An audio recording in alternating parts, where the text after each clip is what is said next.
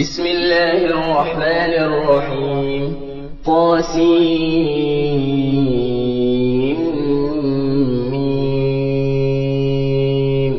تلك آيات الكتاب المبين نتلو عليك من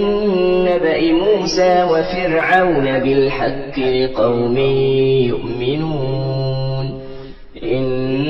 فرعون علا في الأرض وجعل أهلها شيعا يستضعف طائفة منهم يذبح أبناءهم ويستحيي نساءهم إنه كان من المفسدين ونريد أن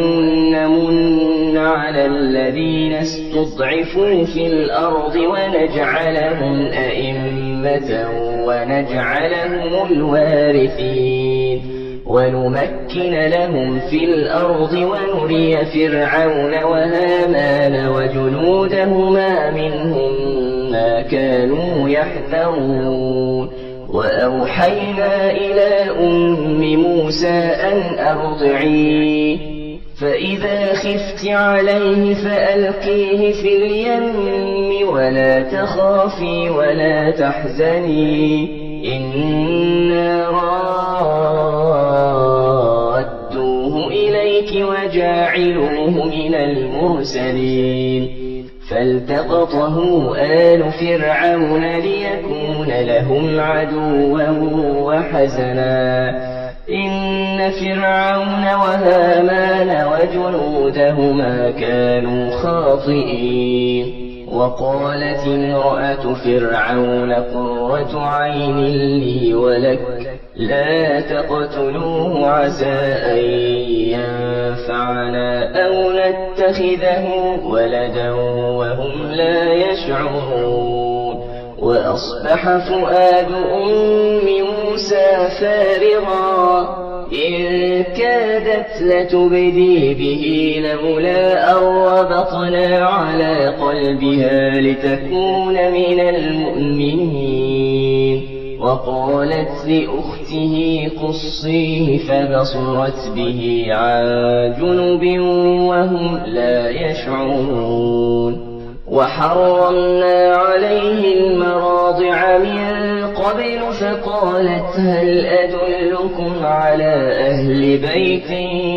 يكفلونه لكم وهم له ناصحون فرددناه إلى أمه كي تقر عينها ولا تحزن ولتعلم أن وعد الله حق ولكن أكثرهم لا يعلمون ولما بلغ أشده واستوى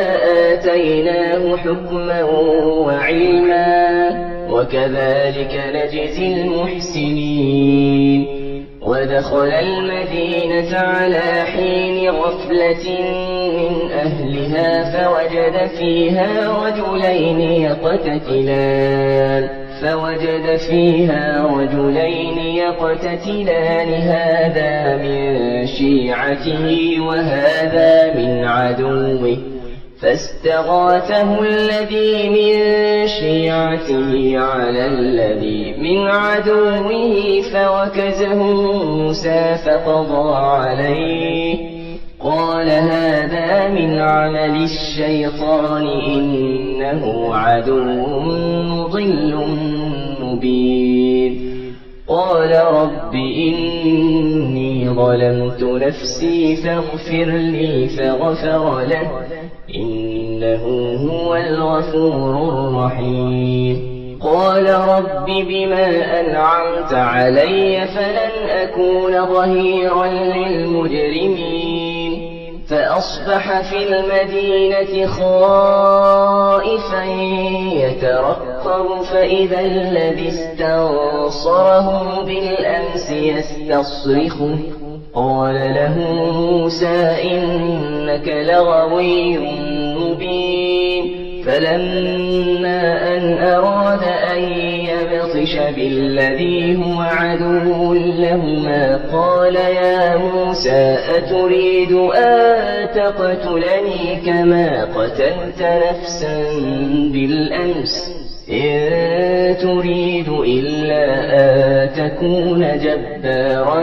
في الأرض وما تريد أن تكون من المصلحين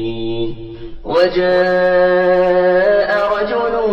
من أقصى المدينة يسعى قال يا موسى إن الملأ يأتمرون بك ليقتلوك فاخرج إني لك من الناصحين فخرج منها خائفا يترقب قال رب نجني من القوم الظالمين ولما توجه تلقاء مدين قال عسى ربي أن يهديني سواء السبيل ولما ورد ماء مدين وجد عليه أمة من الناس يسقون ووجد من دونهم امرأتين تذودان قال ما خطبكما قالتا لا نسقي حتى يصدر الرعاء وأبونا شيخ كبير فسقى لهما ثم تولى إلى الظل فقال رب إني لما أنزلت إلي من خير فقير فجاءته إحداهما تمشي على استحياء قالت إن أبي يدعوك ليجزيك أجر ما سقيت لنا فلما جاءه وقص عليه القصص قال لا تخف نجوت من القوم الظالمين قالت إحداهما يا أبت استأجره إن خير من استأجرت القوي الأمين قال إني أريد أن أنكحك إحدى بنتي هاتين على أن تأجرني 8 حجج فإن أتممت 10 فمن عندك وما أريد أن أشق عليك ستجدني إن شاء الله من الصالحين قال ذلك بيني وبينك أيما الأجلين قضيت فلا عدوان علي والله على ما نقول وكيل فلما قضى موسى الأجل وسار بأهله آنس من جانب الطور نارا قال لأهلهم كثوا إني آنست نارا لعلي آتيكم منها بخبر أو جلوة من النار لعلكم تصطلون فلما أتاها نودي من شاطئ الوادي الأيمن في البقعة المباركة من الشجرة أي يا موسى إني أنا الله رب العالمين وأن ألق عصاك فلما رآها تهتز كأنها جان ولا مدبرا ولم يعقب يا موسى أقبل ولا تخف إنك من الآمنين أسلك يدك في جيبك تخرج بيضاء من غير سوء واضمم إليك جناحك من الرهب فذلك برهانان من ربك إلى فرعون وملئه إنهم كانوا قوما فاسقين قال رب إني قتلت منهم نفسا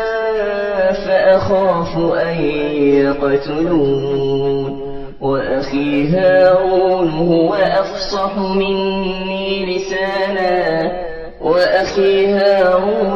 أفصح مني لسانا فأرسله معي يرد أن يصدقني إني أخاف أن يكذبون قال سنشد عضدك بأخيك ونجعل لكما سلطانا فلا يصلون إليكما بآياتنا أنتما ومن اتبعكما الغالبون فلما جاءهم موسى بآياتنا بينات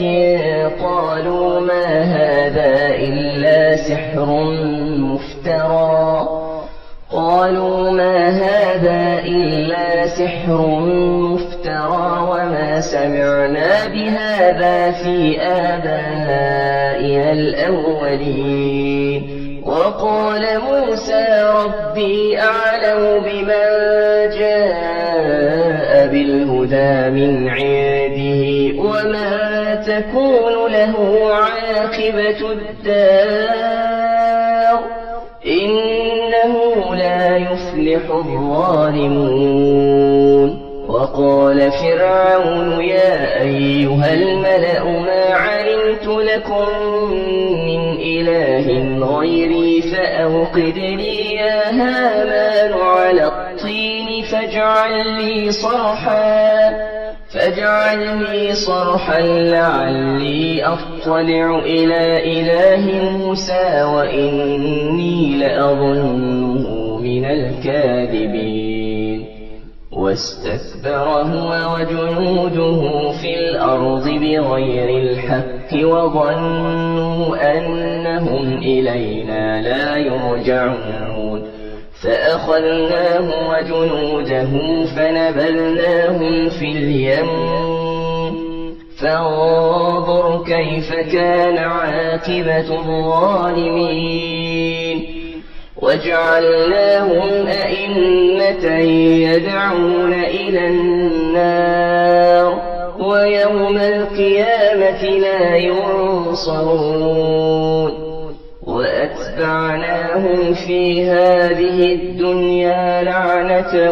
ويوم القيامة هم من المقبوحين ولقد آتينا موسى الكتاب من بعد ما أهلكنا القرون الأولى بصائر للناس وهدى ورحمة لعلهم يتذكرون وما كنت بجانب الغربي إذ قضينا إلى موسى الأمر وما كنت من الشاهدين ولكننا أنشأنا قرونا فتطاول عليهم العمر وما كنت ثاويا في أهل مدين تتلو عليهم آياتنا ولكننا كنا مرسلين وما كنت بجانب الطور إذ نادينا ولكن رحمة من ربك لتنذر قوما ما أتاهم من نذير من قبلك لعلهم يتذكرون ولولا أن تصيبهم مصيبة بما قدمت أيديهم فيقولوا ربنا لولا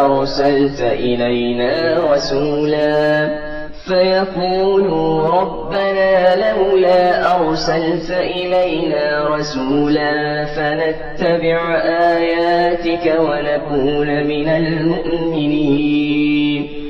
فلما جاءهم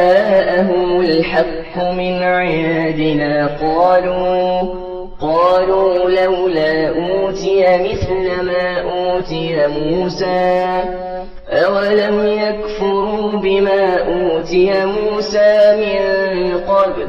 قالوا سحران تظاهرا وقالوا إنا بكل كافرون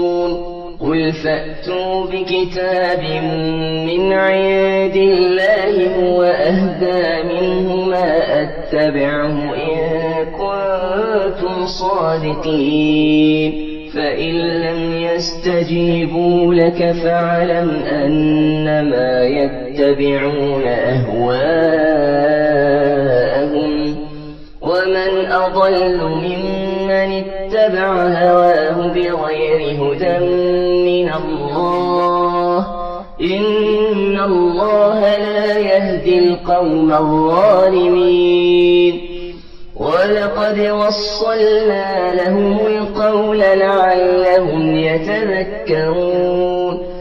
الذين آتيناهم الكتاب من قبله هم به يؤمنون وإذا يتلى عليهم قالوا آمنا به إنه الحق من ربنا إنا كنا من قبله مسلمين أولئك يؤتون أجرهم مرتين بما صبروا ويدرؤون بالحسنة السيئة ومما رزقناهم ينفقون وإذا سمعوا اللغو أعرضوا عنه وقالوا لنا أعمالنا ولكم أعمالكم سلام عليكم لا نبتغي الجاهلين إنك لا تهدي من أحببت ولكن الله يهدي من يشاء وهو أعلم بالمهتدين وقالوا إن نتبع الهدى معك نتخطف من أرضنا أولم نمكن لهم حرما آمنا يجبى إليه ثمرات كل شيء رزقا من لدنا ولكن أكثرهم لا يعلمون وكم أهلكنا من قرية بطرت معيشتها فتلك مساكنهم لم تسكن من بعدهم إلا قليلا وكنا نحن الوارثين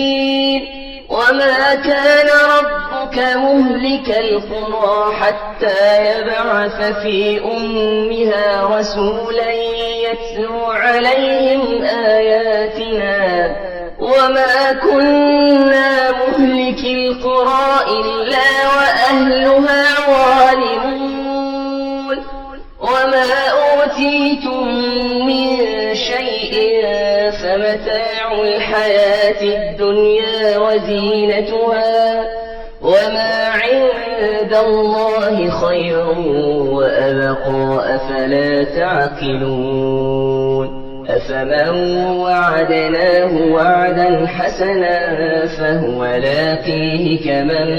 متعناه متاع الحياة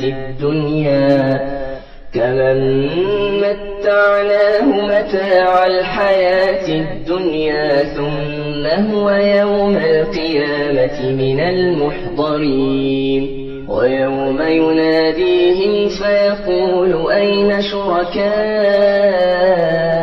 الذين كنتم تزعمون قال الذين حق عليهم القول ربنا هؤلاء الذين أغويناهم كما غوينا تبرأنا إليك ما كانوا إيانا يعبدون وقيل دعوا شركاءكم فدعوهم فلم يستجيبوا لهم ورأوا العذاب لو أنهم كانوا يهتدون ويوم يناديهم فيقول ماذا أجبتم المرسلين فعميت عليهم الأنباء يومئذ فهم لا يتساءلون فأما من تاب وآمن وعمل صالحا فعسى أن يكون من المفلحين وربك يخلق ما يشاء ويختار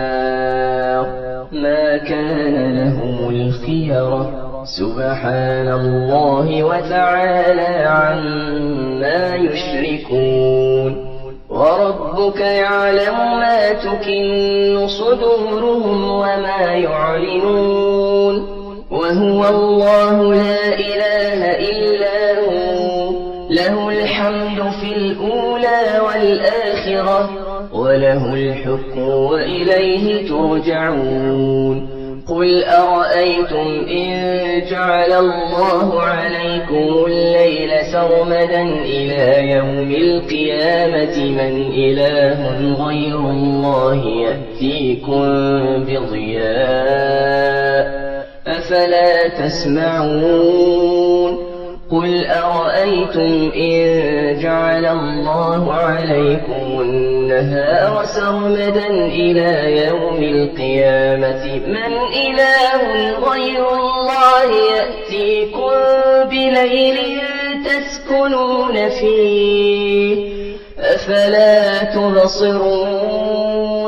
ومن رحمته جعل لكم الليل والنهار لتسكنوا فيه ولتبتغوا من فضله ولعلكم تشكرون ويوم يناديهم فيقول أين شركائي الذين كنتم تزعمون ونزعنا من كل أمة شهيدا فقلنا هاتوا برهانكم فعلموا أن الحق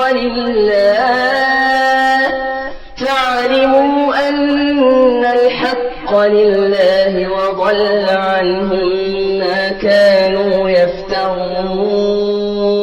إن قارون كان من قوم موسى فبغى عليهم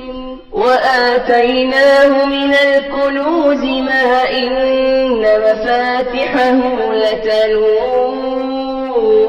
بالعصبة أولي القوة إذ قال له قومه لا تفرح إن الله لا يحب الفرحين وابتغ فيما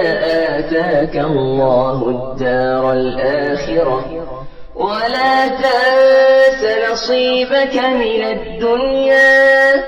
وأحسن كما أحسن الله إليك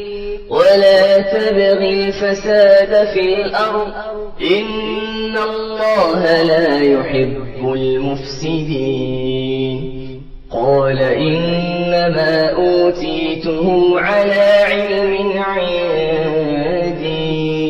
أولم يعلم أن الله قد أهلك من قبله من القرون من هو أشد منه قوة وأكثر جمعا ولا يسأل عن ذنوبهم المجرمون فخرج على قومه في زينته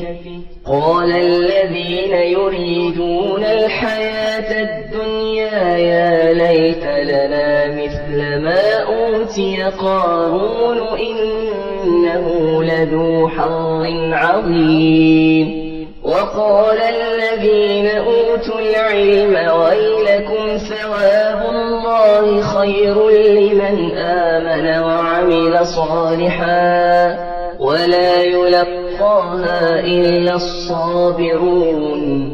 فخسفنا به وبداره الأرض فما كان له من فئة ينصرونه من دون الله وما كان من المنتصرين وأصبح الذين تمنوا مكانه بالأمس يقولون ويكأن الله يبسط الرزق لمن يشاء من عباده ويقدر لولا أمن الله علينا لخسف بنا ويكأنه لا يفلح الكافرون تلك الدار الآخرة نجعلها للذين لا يريدون علوا في الأرض ولا فسادا والعاقبة للمتقين من جاء بالحسنة فله خير منها وما جاء بالسيئة فلا يجزى الذين عملوا السيئات إلا ما كانوا يعملون إن الذي فرض عليك القرآن لرادك إلى معاد قل ربي أعلم من جاء بالهدى ومن هو في ضلال مبين وما كنت ترجو أن يلقى إليك الكتاب إلا رحمة من ربك فلا تكونن ظهيرا للكافرين ولا يصدنك عن آيات الله بعد إذ أنزلت إليك وادع إلى ربك ولا تكونن من المشركين ولا تدع مع الله إلها آخر لا إله إلا هو كل شيء هالك إلا وجهه له الحكم وإليه ترجعون